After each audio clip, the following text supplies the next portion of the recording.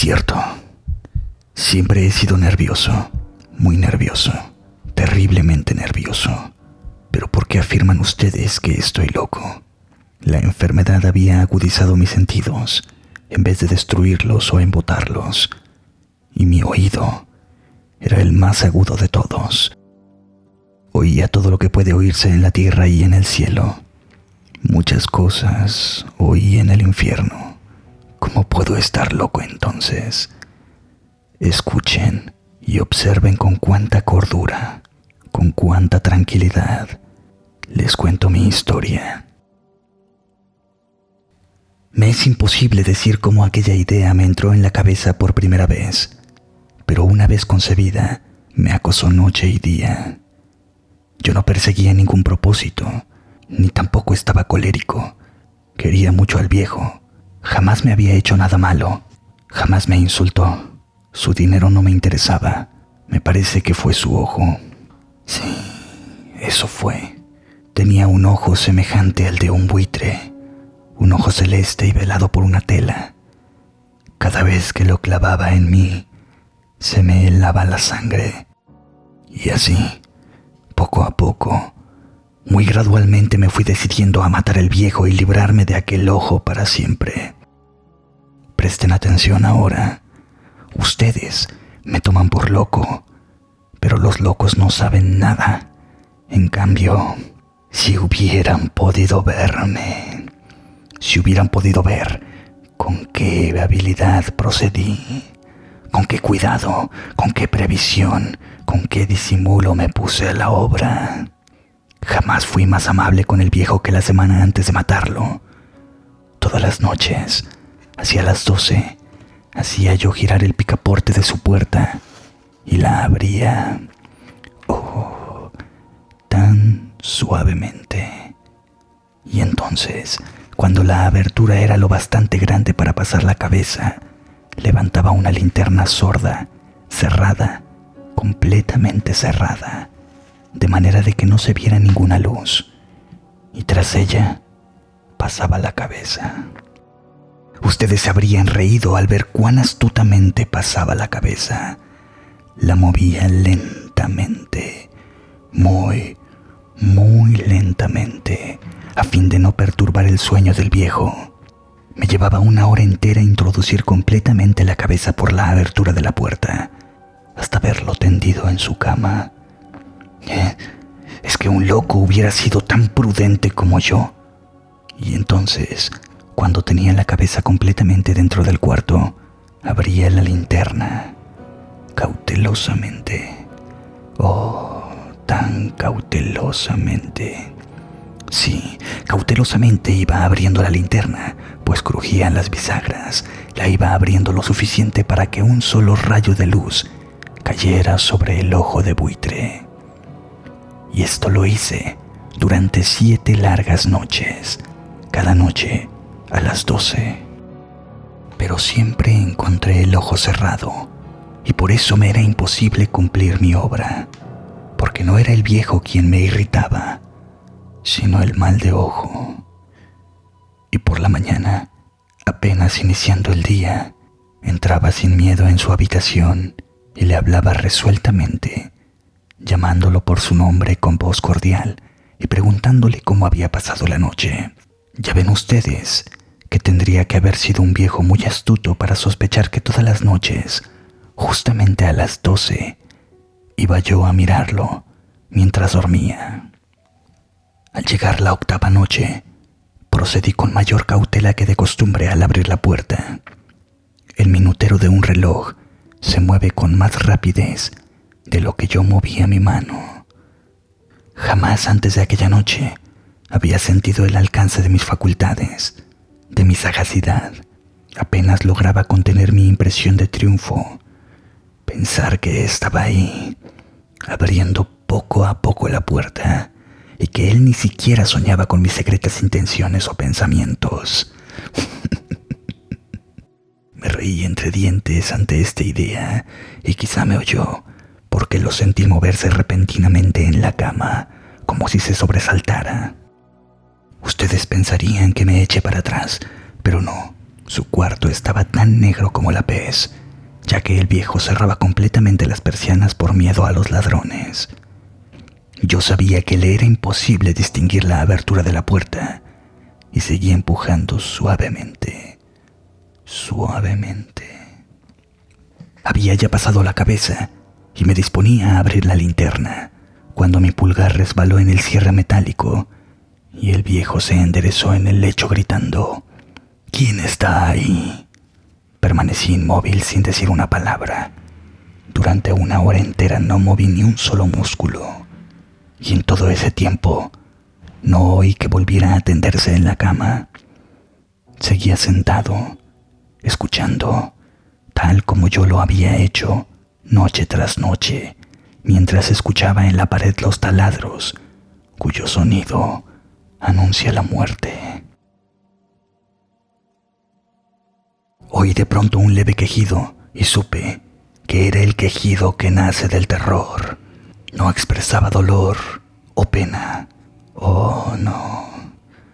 Era el ahogado sonido que brota del fondo del alma cuando el espanto la sobrecoge. Bien conocía yo ese sonido. Muchas noches, justamente a las 12, cuando el mundo entero dormía, surgió de mi pecho, ahondando con su espantoso eco los terrores que me enloquecían. Repito que lo conocía bien. Comprendí lo que estaba sintiendo el viejo y le tuve lástima. Aunque me reía en el fondo de mi corazón, comprendí que había estado despierto desde el primer leve ruido cuando se movió en la cama.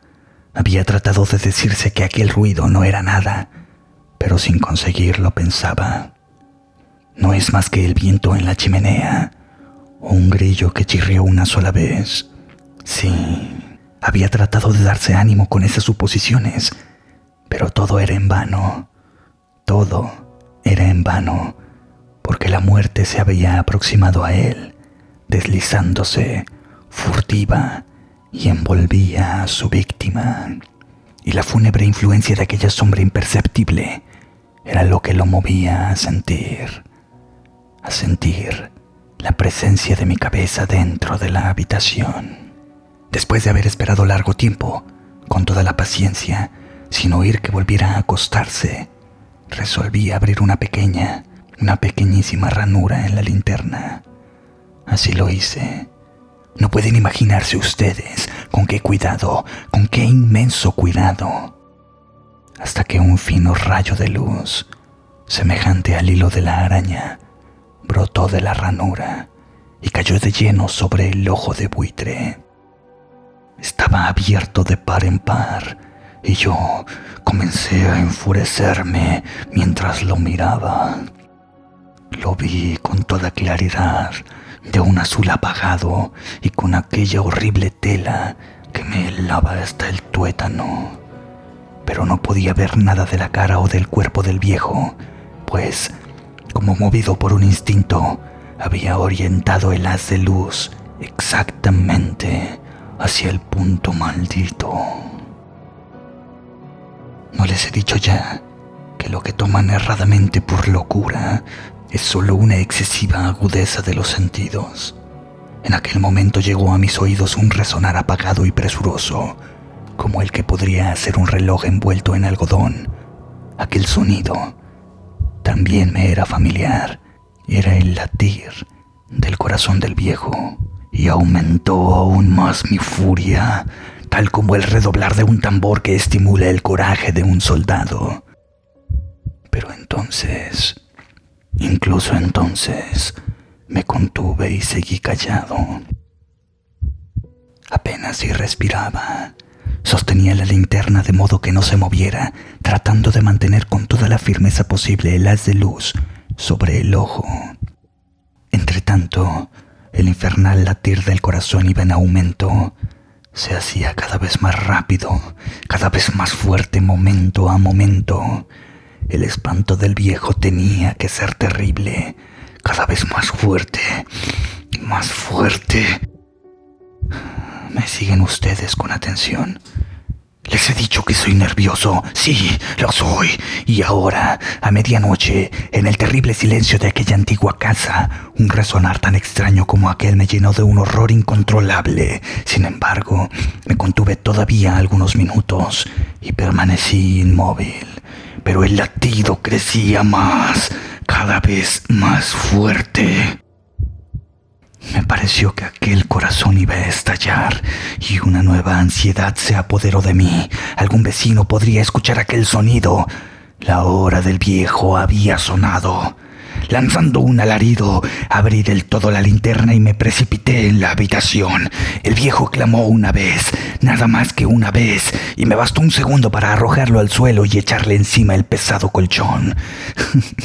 Sonreí alegremente al ver lo fácil que me había resultado todo, pero durante varios minutos el corazón siguió latiendo con un sonido ahogado. Claro que no me preocupaba, pues nadie podría escucharlo a través de las paredes.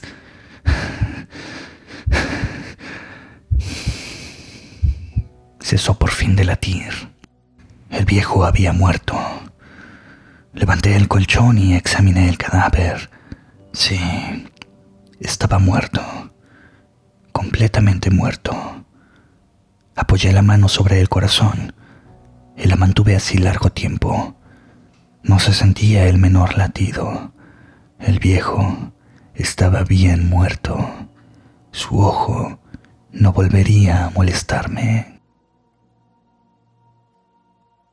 Si ustedes continúan tomándome por loco, dejarán de hacerlo cuando les describa las astutas precauciones que adopté para esconder el cadáver.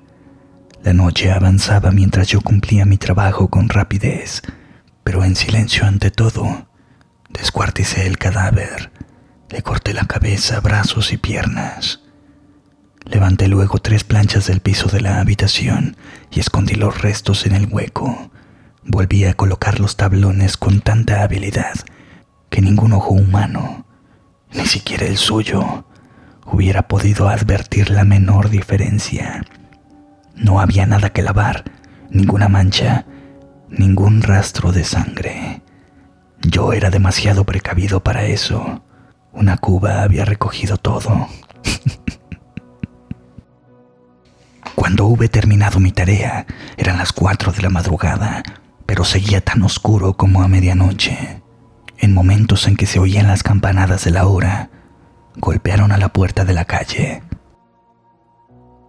Acudí a abrir con toda tranquilidad, pues, ¿qué podía temer ahora? Hallé a 3 caballeros que se presentaron muy civilmente como oficiales de policía. Durante la noche, un vecino había escuchado un alarido, por lo cual se sospechaba la posibilidad de algún atentado. Al recibir este informe en el puesto de policía, habían comisionado a los 3 agentes para registrar el lugar. Sonreí, pues, ¿qué tenía que temer? Di la bienvenida a los oficiales y les expliqué que yo había lanzado aquel grito durante una pesadilla. Les hice saber que el viejo se había ausentado en la campaña. Llevé a los visitantes a recorrer la casa y los invité a que revisaran bien. Finalmente, acabé conduciéndolos a la habitación del muerto. Les mostré sus caudales intactos y cómo cada cosa se hallaba en su lugar.